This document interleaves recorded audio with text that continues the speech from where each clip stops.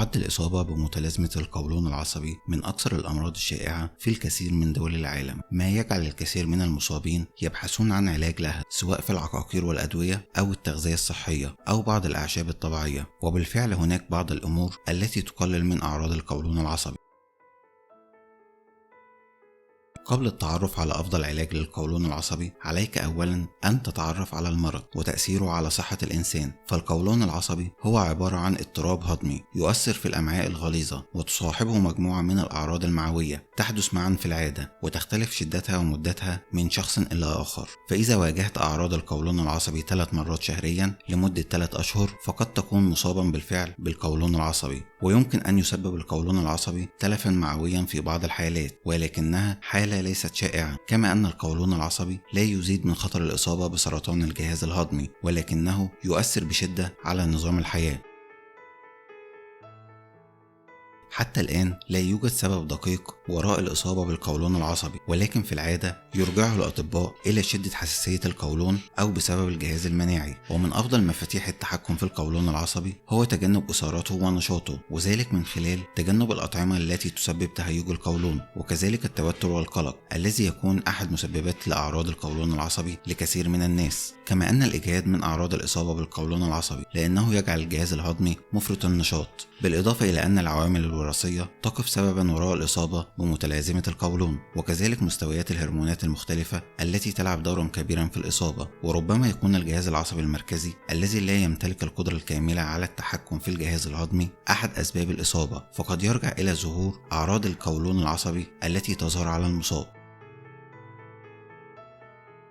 القولون العصبي ليس له علاج محدد يخفي الأعراض ويمنع ظهورها مرة أخرى، حيث يعد من الأمراض المزمنة التي يتم علاج أعراضها فور ظهورها فقط، وهذا ما يجعل خيارات العلاج عديدة لمنع الإصابة بالأعراض الشديدة. وقد يعالج الأطباء متلازمة القولون العصبي من خلال التوصية بتغيرات فيما تأكله، وتغيرات أخرى في نمط الحياة والأدوية والبروبيوتيك وعلاجات الصحة العقلية. وقد تضطر إلى تجربة بعض العلاجات لمعرفة الأفضل بالنسبة لك. ومن طرق علاج القولون ما يلي: أولا، تغييرات في نظام الغذاء، فقد تساعد التغييرات فيما تأكله في علاج الأعراض. وقد يوصي طبيبك بتجربة أحد التغييرات التالية: أولا، تناول المزيد من الألياف، فقد تحسن الألياف من أعراض الإمساك في القولون العصبي، لأنها تجعل البراز لينا ويسهل مروره. وتوصي الإرشادات الغذائية بوجوب حصول البالغين على 34 جرام من الألياف يوميا. والألياف توجد على صورتين: أولا، الألياف القابلة للذوبان والتي توجد في الفول والفواكه ومنتجات الشوفان،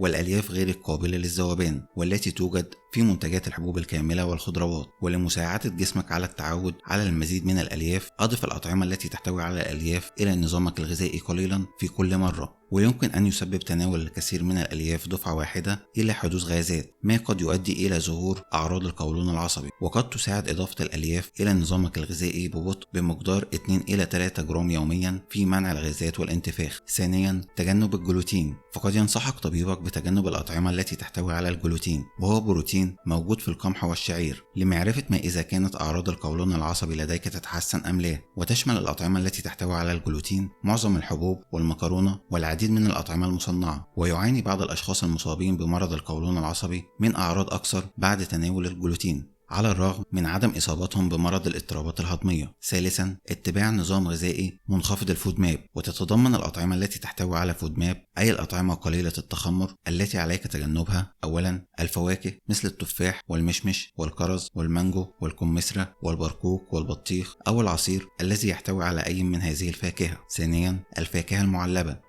أو أي كميات من عصير الفاكهة أو الفواكه المجففة. ثالثا، الخضار مثل الخرشوف والهيليون والفول والقرنبيط والثوم والعدس والبصل. رابعا، منتجات الألبان مثل الحليب والأجبان والزبادي والآيس كريم. خامسا، منتجات القمح. سادسا، العسل والأطعمة التي تحتوي على شراب الذرة عالي الفركتوز. وقد يقترح طبيبك أن تجرب نظام فود ماب الغذائي المنخفض لبضعة أسابيع لمعرفة ما إذا كان يساعد في علاج الأعراض. وإذا تحسنت الأعراض، فقد ينصح طبيبك بإضافة الأطعمة التي تحتوي على فود ماب ببطء إلى نظامك الغذائي، حيث قد تتمكن من تناول بعض الأطعمة التي تحتوي على الفود ماب دون ظهور أعراض القولون العصبي. رابعا، تغيير نمط الحياة. فإحداث بعض التغييرات في نمط الحياة الخاص بك قد يساعدك على التقليل من أعراض القولون العصبي، ومنها زيادة نشاطك البدني وتقليل الإجهاد بقدر الإمكان والحصول على قسط كافي من النوم. خامسا، البروبيوتيك. فقد ينصحك طبيبك أيضا بالبروبيوتيك، وهي كائنات دقيقة حية غالبا بكتيريا تشبه الكائنات الحية الدقيقة التي عادة ما توجد في جهازك الهضمي.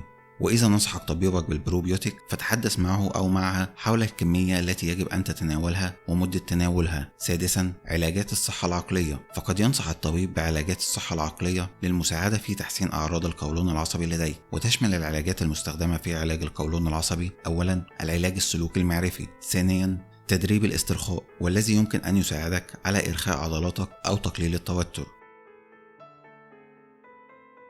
الأعشاب هي أدوات رائعة للمساعدة في مجموعة من أعراض القولون العصبي، بما في ذلك الانتفاخ والارتجاع وآلام البطن والإسهال والإمساك. وفيما يلي قائمة بأفضل 4 أعشاب لتقليل أعراض القولون. ونبدأ أولا بالبابونج، حيث يعتبر البابونج عشبا رائعا لأنه لا يعمل فقط على أعراض الجهاز الهضمي للقولون العصبي وحسب، بل أيضا على عنصر القلق والتوتر الذي يمكن أن يتماشى مع هذه الأعراض. وهو مضاد للالتهابات ومطهر وطارد للغازات، ويساعد على تحفيز المرارة، ويعتبر كذلك مضاد للقلق.